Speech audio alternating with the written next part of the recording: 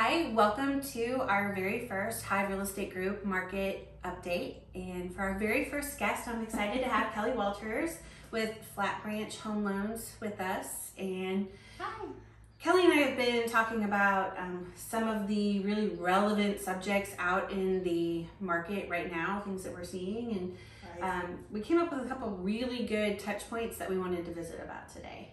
So last week I had a question from two different people who asked me who determines when interest rates rise? Like what factors influence interest rates?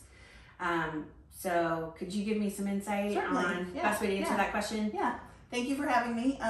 That's a really hot topic right now for sure. Everyone's talking about rates, and rates are on the rise, and what should we do? Should we buy now? Should we, not buy? Should we wait till rates go down?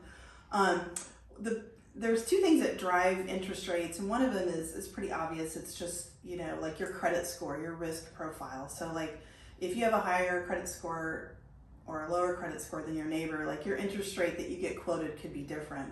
And that's because the lender or the investor that's, quoting you that rate, if you have a lower score, they need to be compensated for that risk, okay?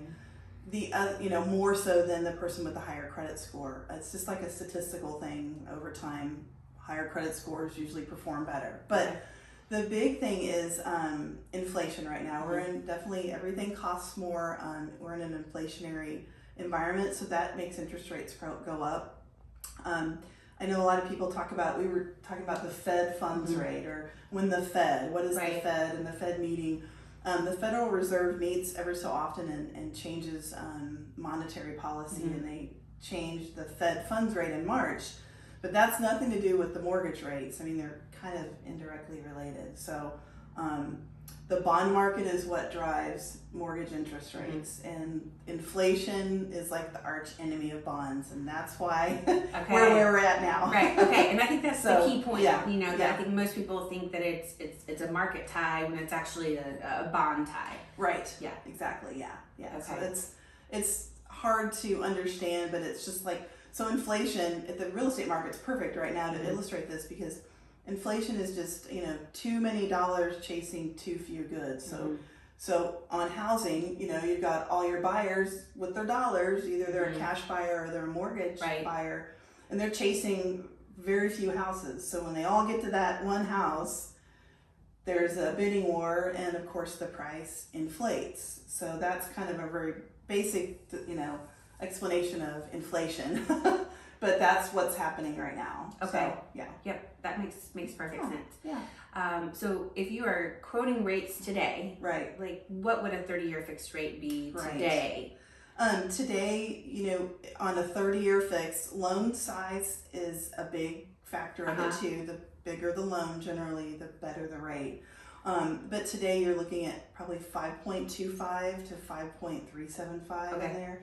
And like historically looking back, like that first 2 weeks of January, we were right around 3.3, 3.5. So it kind of gives you an idea of where we're at, which makes you think, we were talking about that too, people, well, I want to wait until it's a buyer's market, which is probably not smart, because you don't switch from a seller's market to a buyer's market in 6 months or a year. And the prices are here to stay. I feel like, like you can speak to that, because that's your expertise. Like, they're not dropping next year. No, and I think the rate at which prices would have to drop for it to actually really become a buyer's market again, I just don't see where the market catches up in that way anytime soon. I mean, we really need to have a big correction in terms of supply to be able to get to that point. And it's, on my end, it's been an exciting week, or this past week, for real estate and the hot sheet, which is what we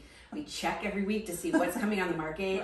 And I feel like supply really picked up this past week. There's some great houses coming on the market, which was exciting and fun for buyers. They all are. They are. Of course. So you check the hot sheet on Monday for what happened over the weekend, and it's just pending, and you get excited for the buyers that that went out and bought those houses. But what we'll start to see this week is probably prices increasing on some of those.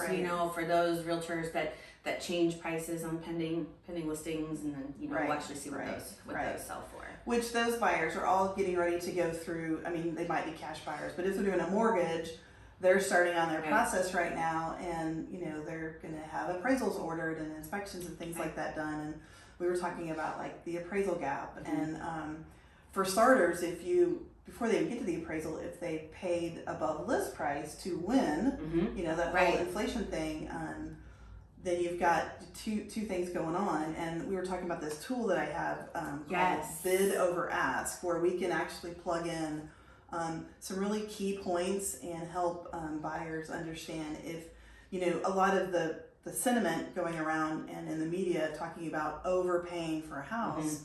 Well, if it's what the market will bear, is it really overpaying?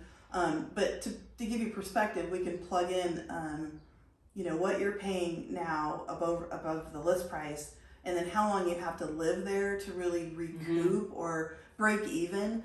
And it's a lot faster than you think. I performed one last week, and it was 4 months. Right.